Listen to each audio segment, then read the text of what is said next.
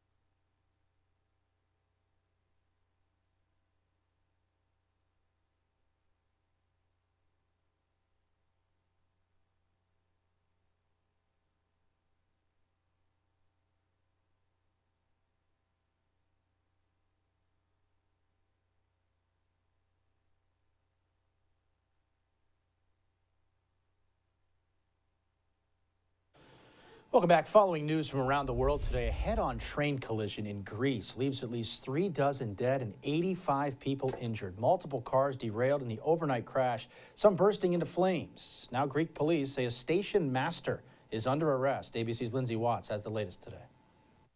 Officials in Greece continue to comb through wreckage of this deadly head-on train crash. Overnight, a freight train collided with a passenger train near Tempe, north of Athens. About 350 people were aboard the passenger train, and we've learned many were students returning from the country's carnival celebrations. This passenger narrowly escaped. A fire had erupted next to us. This man here, he saw a hole, so we managed to get out from where we were. Greek police say a station master has been arrested. The government declaring 3 days of national mourning, the prime minister visiting the crash scene and vowing to find the causes of this tragedy and ensure it never happens again. Emergency responders now using cranes and heavy equipment to move the mangled rail cars. Dozens of people remain hospitalized, including some with critical injuries. Passenger Sturgis Menenis describing the crash. There was panic for 10, 15 seconds. It was chaos. People screaming, people trapped. The station master who was arrested hasn't been identified yet. The Greek transportation minister has also resigned over this crash. Lindsay Watts, ABC News, Washington.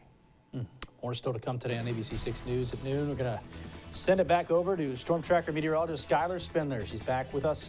She'll have a look at how long the sun will last as we look live outside again this afternoon. She'll also have the rest of her 7-day forecast.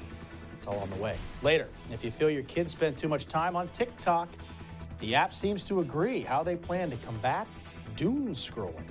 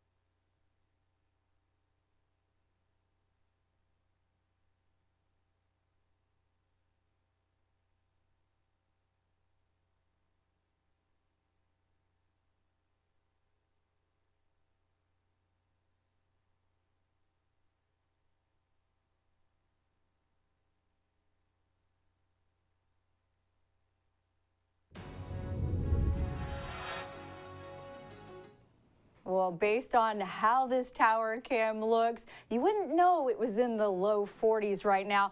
Now we're looking at the Block Island tower cam. Just absolutely gorgeous outside.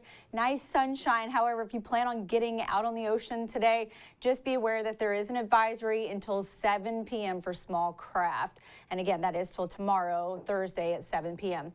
Current temperatures right now, we are in the 40s around the area. A few of us in those upper 30s, starting to flirt with 40s. Northern counties being more in those low upper 30s.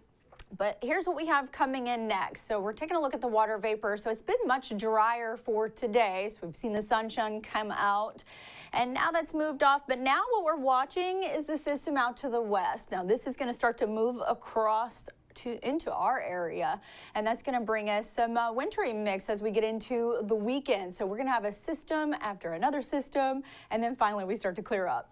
Satellite and radar right now, again, just showing just how the clouds have parted ways around Providence. And now it's just starting to be nice for the afternoon, but that's going to change come about 5, 6 o'clock today. Futurecast, here's what we're looking at. So we do have this low pressure system out to the west, but we do have a warming front that's moving up into the area. Now what that's going to do is that's going to move on into the area. Let's go back up for a second here and see if we can get this to advance forward. So this is going to move on through the area, and then behind it again you can see there's going to be another system that's going to move right into it. So I'm not going to show you that futurecast right now. Hour by hour as we move into the day, we're going to see 43 degrees in the mid-afternoon, and then as we get into the 5 o'clock hour, we're going to start to cool off into the overnight, get much chillier tonight. So we'll see that rain and those drizzles start to move into the area. So tonight, 34 degrees. Showers will come into late into the overnight. Those winds are going to stay out of the southeast, 5 to 10 miles an hour. And then for tomorrow, here's what we're looking at. We're going to get up into those 40s. Some of us even flirting with 50 degrees for tomorrow. So it looks like going to be somewhat of a nice day, except for the fact that we do have these couple of rainy systems moving in.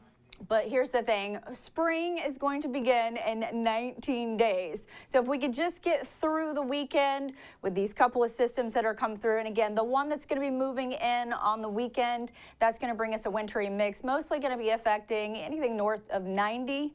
But, you know, here we go. Here's something to look forward to on Monday. So as we get in past this weekend. So 19 days to go, guys. Hang in there. 7-day forecast. Here's what we're looking at.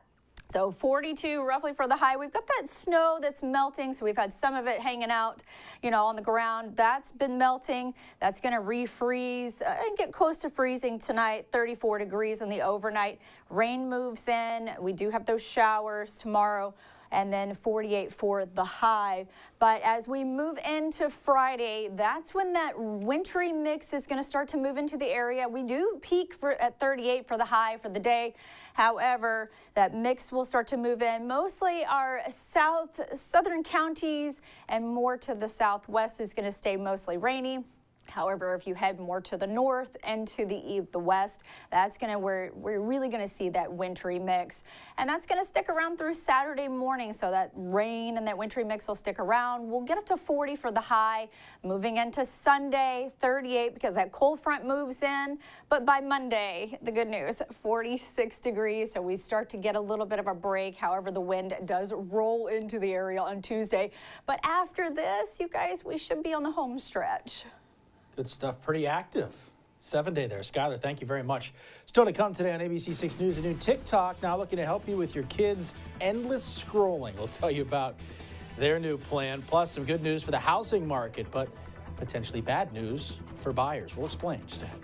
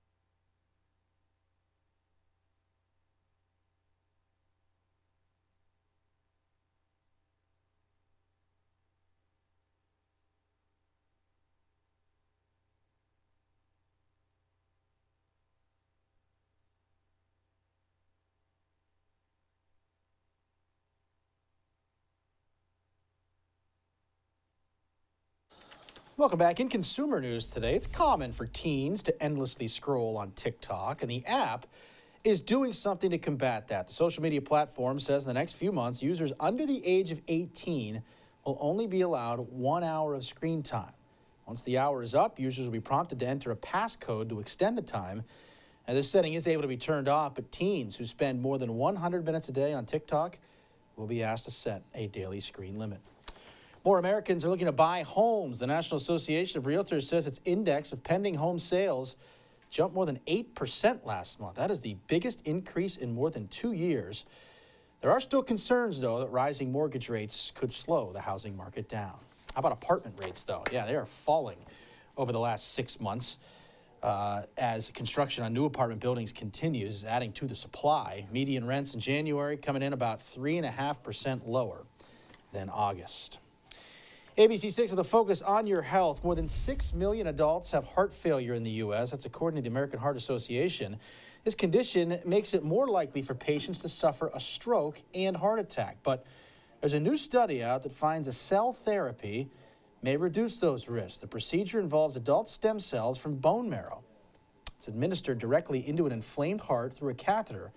It could result in a long-term 58% reduced risk of heart attack and stroke in severe heart failure patients. It works along with the treatments that we already have. So you can imagine we keep everybody going and doing better with the medicine, and now we have a treatment that actually addresses the cause and quiets everything down. And researchers say their findings should be considered as hypothesis generating and that they show this cell therapy concept could work, but clinical trials would be needed to specifically confirm the effects of these stem cells on heart attack, stroke, and other health events. So to come today on ABC6 News at noon, past presidents will have their chance to catch a ride to space. We'll explain. Plus, Skylar has one final look at your afternoon forecast. Stay with us.